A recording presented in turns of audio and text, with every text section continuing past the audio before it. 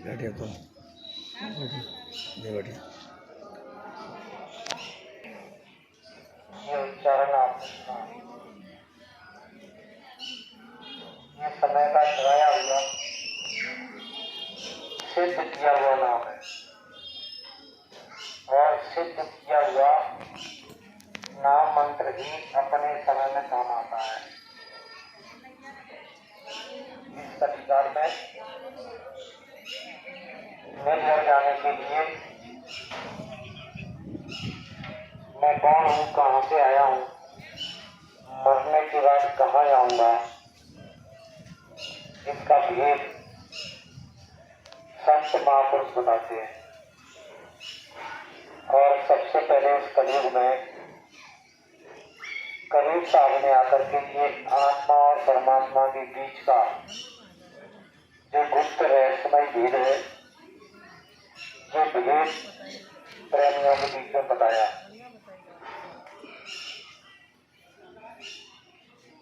इसको वेद शास्त्र कहते हैं कि कलयुग केवल नाम आधारा और सुमिर सुमिर नर उतरे पारा।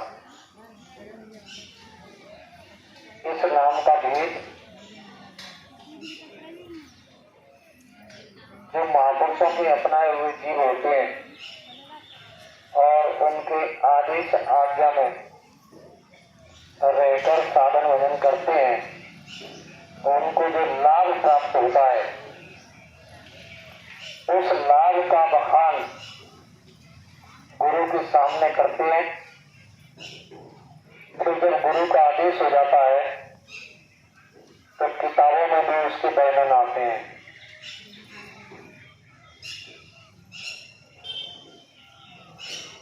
कबीर साहब के समय से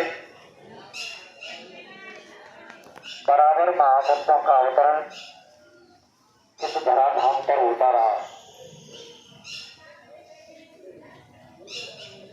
सबकी एक मर्यादा थी।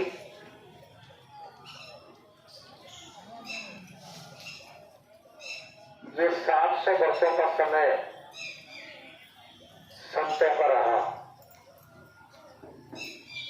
700 वर्ष पहले कबीर साहब आए थे। उनके बाद में समय समय से आत्मा और परमात्मा का ज्ञान प्रेमियों को बताने के लिए उस परम पिता परमात्मा ने महापुरुषों को बराबर इस पृथ्वी पर भेजा।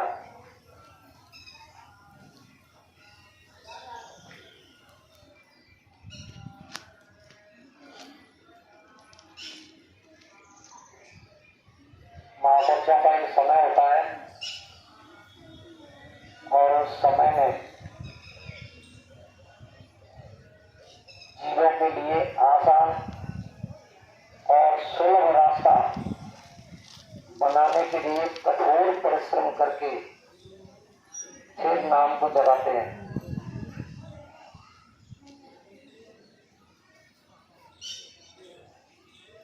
उनकी एक मर्यादा होती है और मर्यादा के तहत के लिए मेहनत करते रहते, उनकी मेहनत कभी बेकार नहीं जाती।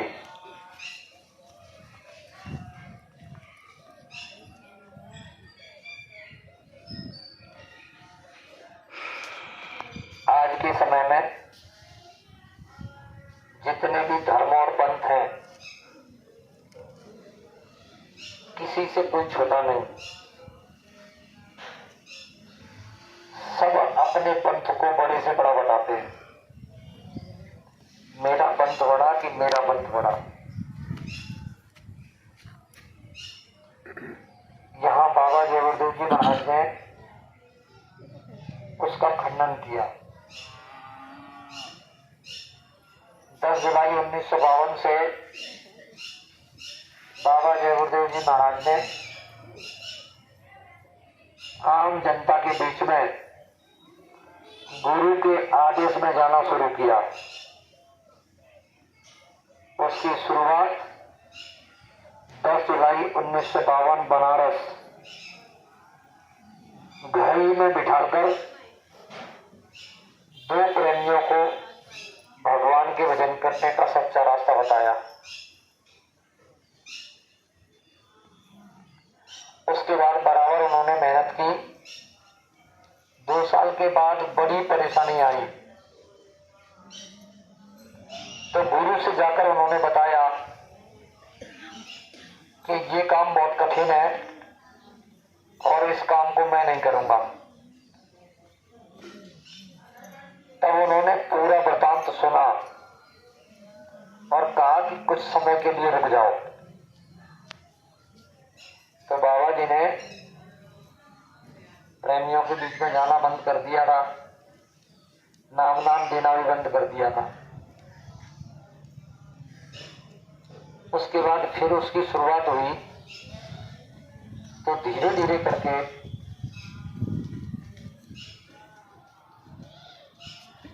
एक जन समुदाय बाबा जी के पास इकट्ठा होने लगा। भंडारा कार्यक्रम और गुरु पूर्णिमा कार्यक्रम, बस 2 ही कार्यक्रम होते थे। फिर कुछ समय के बाद बाबा जी ने एक साधना कार्यक्रम शुरू कराया था जो 15 दिन का होता था। हरियाली अमावस्या से उसकी शुरुआत होती थी और 15 दिन के बाद उसका समापन होता था। उसमें सुबह शाम गुरु महाराज अपने सामने बिठाल करके भजन भक्ति कराते थे। जो नए प्रेमी पहुंचते थे उनको नामदान बताया और फिर वहीं बिठालकर साधन भजन कराया।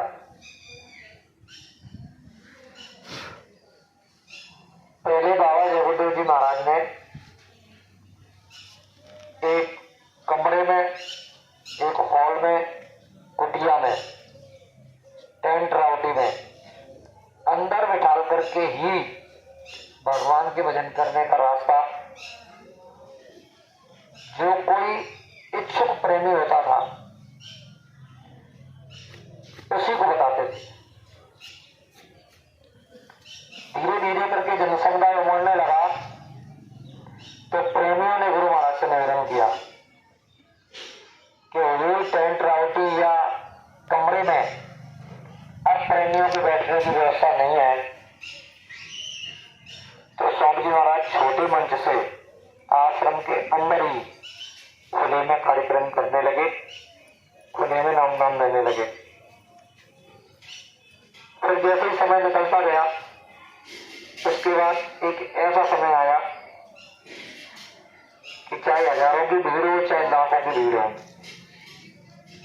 उसमें खुले मंच से बाबा जय गुरुदेव जी महाराज ने अपने गुरु के आदेश में जो कमाई हुई दौलत थी उसको बांटने का काम शुरू किया और कहा कि देखो ये आत्मा और परमात्मा के बीच का गुप्त रहस्यमय भेद है। रामचरितमानस में भी उसका आता है और वो एक गुप्त मत तुम्हें कहां कर जोर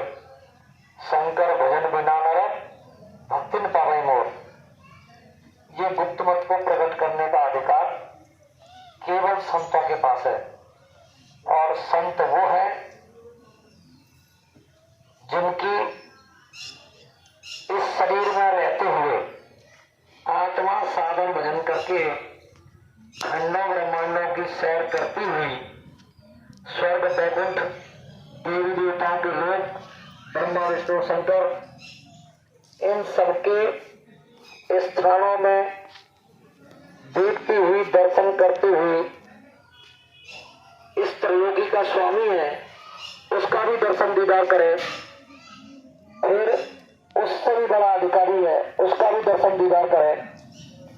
इस तरीके से अधिकारियों का दर्शन दीदार करके और इन सबको पैदा करने वाला जो परमपिता परमात्मा है उसका दर्शन जाकर के करे। जिनकी आत्मा इसी शरीर में रहते हुए और सतलोक की सैर करे, सच्चे स्वामी का दर्शन करे, वही संत कहलाने के हकदार है। इस जड़ सृष्टि की जो शरीर की आंखों से दिखाई देती है और चेतन सृष्टि जो जीवात्मा की आंख से दिखाई देती है, जिसको वेद शास्त्रों में ज्ञान चक्षु, तीसरा नेत्र, शिव नेत्र, थर्ड आई, इसको कहा गया है। जो जीवात्मा की आंख होती है इसको चेतन आंख कहते हैं।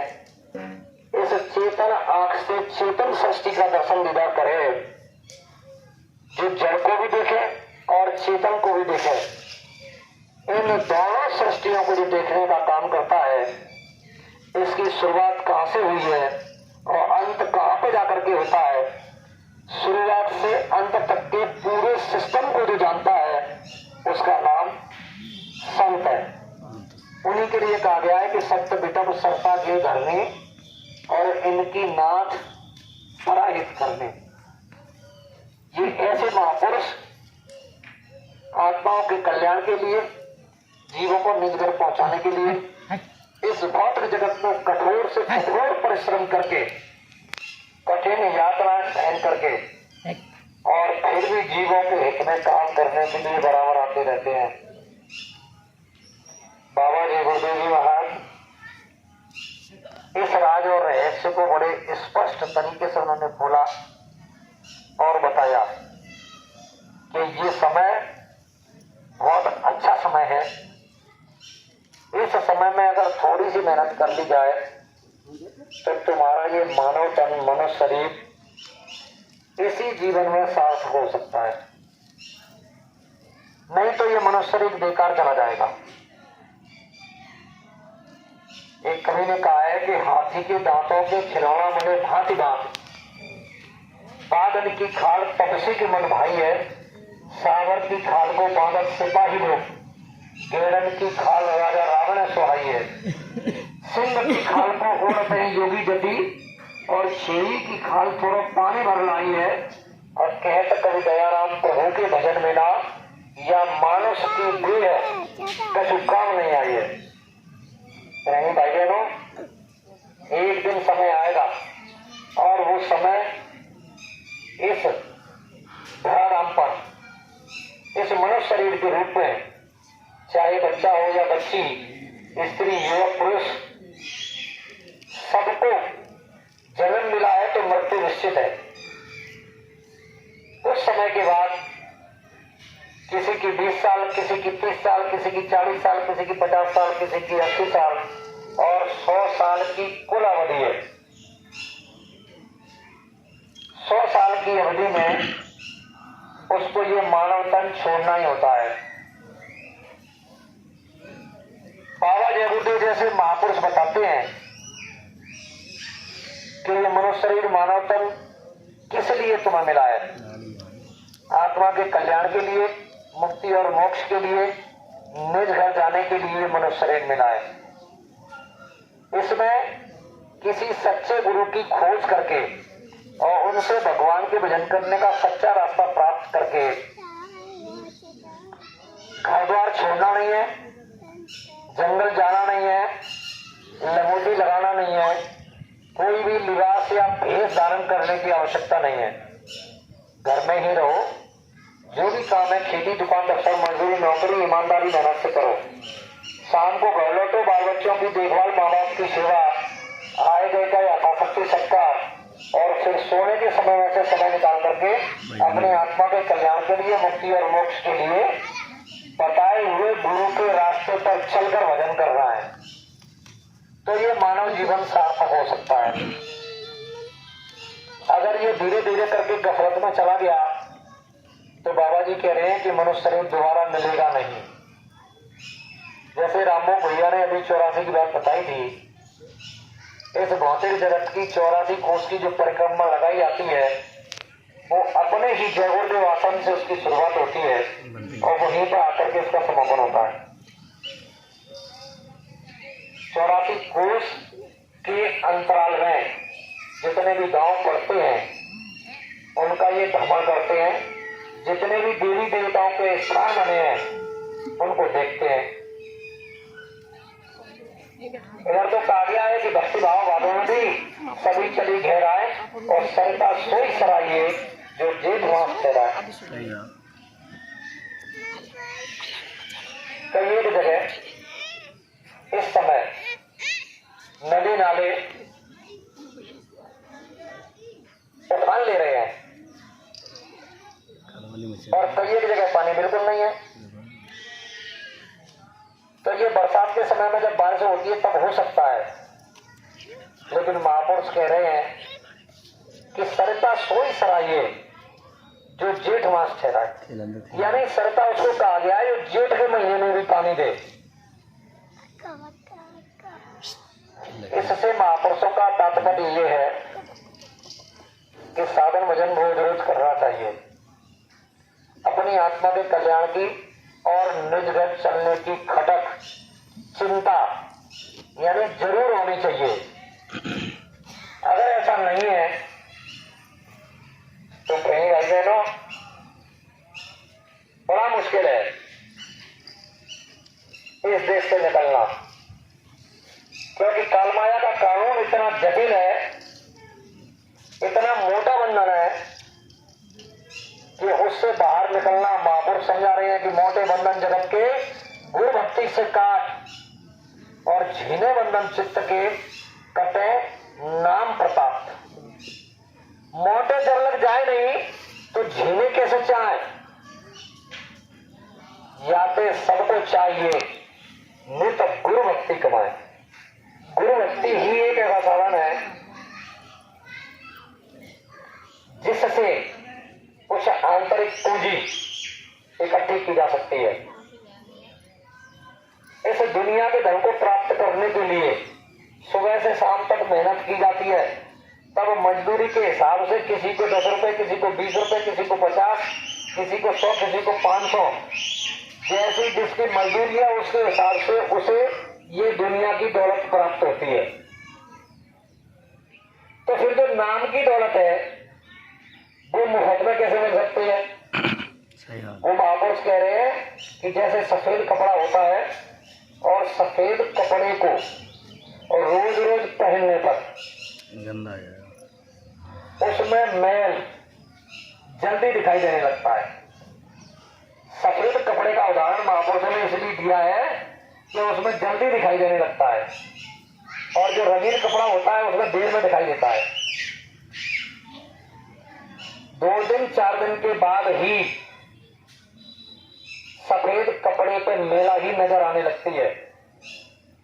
ऐसे ही ये जीवात्मा रूपी कपड़ा है, इस पर कर्म रूपी काई जब चढ़ जाती है, कर्म की तन से, मन से, धन से, वचन वाणी से जो कर्म किया जाता है वो जीवात्मा के आंख कान नाक पर वो कर्म का आवरण आता है। अब वो कर्म का आवरण जो चढ़ गया है वो महापुरुषों ने बताया है कि जीवात्मा रूपी कपड़े पर जो कर्म रूपी काई जन्मान जन्मों की लग गई है वो इस कलिकाल में संतों ने सुलभ कर दी है। नाम रूपी सावन की रगड़ मारकर उसे साफ किया जा सकता है। बस यही एक उपाय है, दूसरा और कोई उपाय नहीं है। जिसको बाबा जय गुरुदेव जी महाराज से गुरु मंत्र नामदान दीक्षा मिली हुई है वो सुबह शाम रोज करें। जिन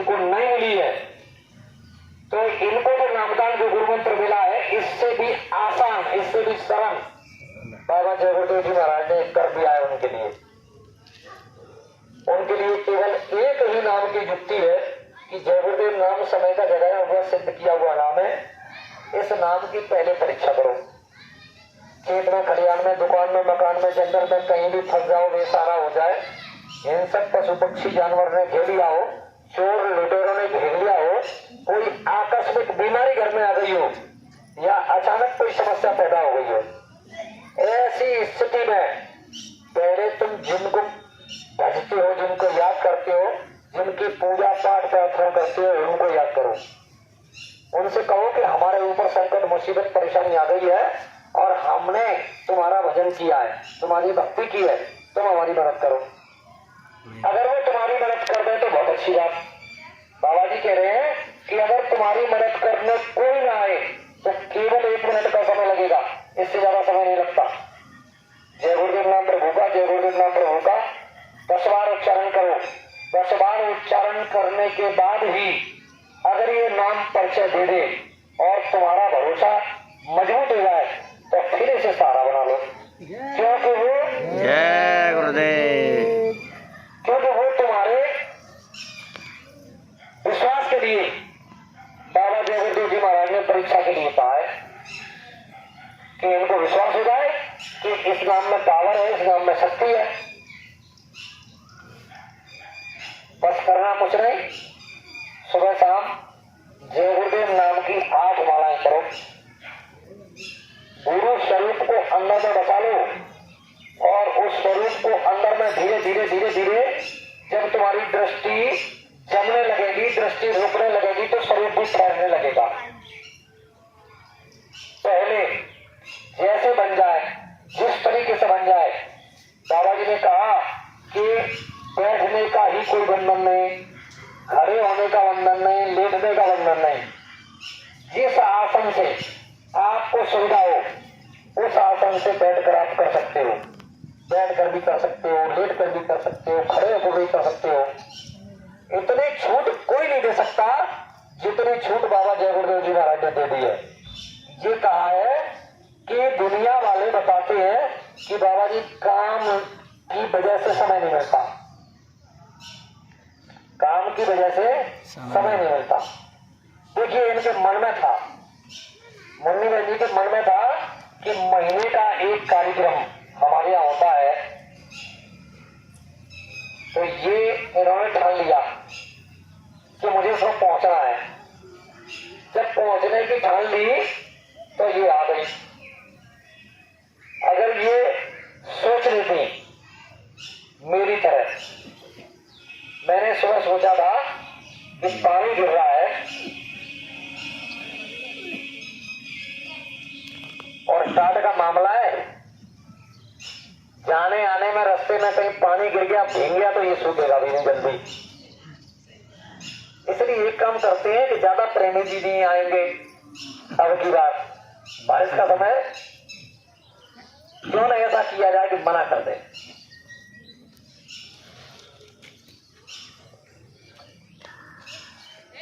फिर मन में विचार आया कि गुरु महाराज समय से सारी व्यवस्था बना करके रखते हैं और हम लोगों ने वचन भी दिया है कि अगर घर पे रहेंगे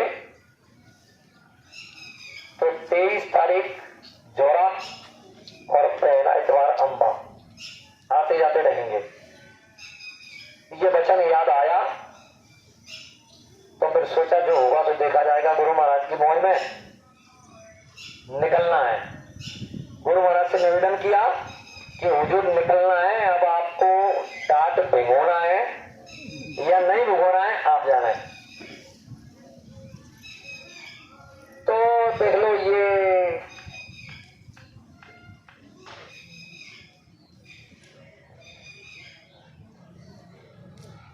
साथ में है देवी जी, आगे आगे गुरु महाराज व्यवस्था करते चले आए। घर से जैसे ही चले तो मुरैना में पानी गिरा और जैसे ही मुरैना आ गए तो फिर दिबनी में पानी गिरा और बेमनी से चले तो अम्बा से पहले पानी गिर गया, यानी एक आध बूंद जरूर आई थी लेकिन तट भींगा नहीं। और संत वचन पलटे नहीं, पलट जात ब्रह्मांड। जिनको अपने भगवान पर, अपने इष्ट पर, अपने गुरु पर पूरा भरोसा होता है तो फिर काम बिगड़ता नहीं है। जैसे कल चर्चा चली थी कि बरसात का समय है, भंडारा करें नहीं करें, तो इधर इनको भेज दिया मुकेश को। तो मुकेश ने कह दिया कि नहीं नहीं भंडारा तो होना है, और वो है कौन सा महीना है, लोन का महीना। और प्रेमी भाई बहनों, दृश्य आपके सामने है, ये गुरु महाराज की अपार दया है। खबर ये भी मिली है कि प्रेमी जब निकलना चाह रहे थे तो उससे पहले उनके गांव में पानी गिर रहा था। तो सोचा कि पानी पड़ रहा है, क्या करें, जाए नहीं जाए। मैं भी अपने मन में ये उम्मीद बनाए हुए था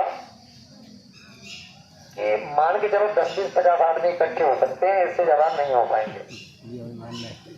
लेकिन गुरु महाराज की दया से काफी प्रेमी आ गए, ये बहुत अच्छी बात है। तो प्रेमी भाई बहनों, जब दिल्ली से चलकर मुन्नी बहन जी समय से आ सकती हैं तो हमको भी थोड़ा सा समय का ध्यान देना चाहिए। ये मुन्नी बहन जी, बुद्धि बहन जी और मंजू बहन जी और गीता और मीना, ये इनके सहयोगी भी और भी बहनें थी। इनका यहाँ इस जगह पर 10 बजे आना, ये सब झाड़ू वाड़ू लगाना, कचरा पूरा एक जगह इकट्ठा करना, गुरु महाराज का मंच लगाना, ये पुरुषों के भरोसे नहीं, इन बहनों के भरोसे ये काम होता था। और समय से रेडी होता था। इस जगह का नियम था कि 11 बजे सभी भावक प्रेमी इकट्ठे हो जाएंगे और 11 बजे से 11:45 बजे तक 15 मिनट में सुमरन, 15 मिनट में ध्यान और 15 मिनट में भजन, 5 घंटे का समय जो स्वामी महाराज ने दिया, इस जगह पर ये सुमरन, ध्यान, भजन तीनों चीज हुआ करती थी। मैं मंजू जी से पूछना चाहता हूँ, मंजू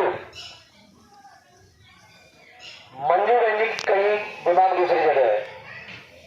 मैं इसे पूछ रहा हूँ, इस जगह पर तुम लोगों ने मेहनत की शुरुआत में, और सुमरन, ध्यान, भजन का जो समय था 11 से 11:45, 12 बजे से सत्संग, तो सुमरन, ध्यान, भजन इस जगह पर होता था। देखिए पीछे से मुन्नी जी से अभी मैं बात में पूछूंगा, ये मंजू बहन जी इस जगह पर ये इनकी टीम आती थी पूरी और इस व्यवस्था को लगाती। और हमारे पुरुष भाई कब आते थे पता है? कुछ भावुक प्रेमी सत्संग के समय से आ जाते, कुछ बीच में आते और कुछ लास्ट में आते थे। और जो लास्ट में जो आते थे ना, उनके भाव किस तरह के थे पता है? देखो और तो सारी व्यवस्था ठीक है, लेकिन थोड़ी सी ये कमी रह गई, आपने पल्ली और नहीं लाए, आप पल्ली बिछाने के लिए कमी हो गई। पूड़ियां तो बढ़िया से है, लेकिन वो जल्दी में सेक दिए, थोड़ा कच्ची रह गई है। सब्जी तो बहुत अच्छी बनी है, लेकिन नमक की थोड़ी कमी रह गई है। लेकिन प्रेमी भाई बहनों, ये संत मत है। गुरु महाराज कहते हैं कि इसमें सब तरह की जीव आते हैं और सब अपना अपना काम करते हैं। बुद्धिमान और होशियार चतुर वही है जो इनके बीच में, यानी खटपट के बीच में रह करके, अभी मुकेश भैया ने उदाहरण दिया था ना कि चूचर के बीच में अगर घोड़े को पानी पिलाना है तो पिला लो, नहीं तो वो प्यासा रह जाएगा। तो ये सब खटपट के बीच में ही, और सुबह शाम दोनों समय थोड़ा सा समय निकालकर एकांत में बैठकर अपना काम बनाओ। जैसे रुपए पैसे को धीरे धीरे इकट्ठा करते हैं नहीं, और वक्त आने पर काम आता है, ऐसे ही जय बुद्ध बस गुरु महाराज।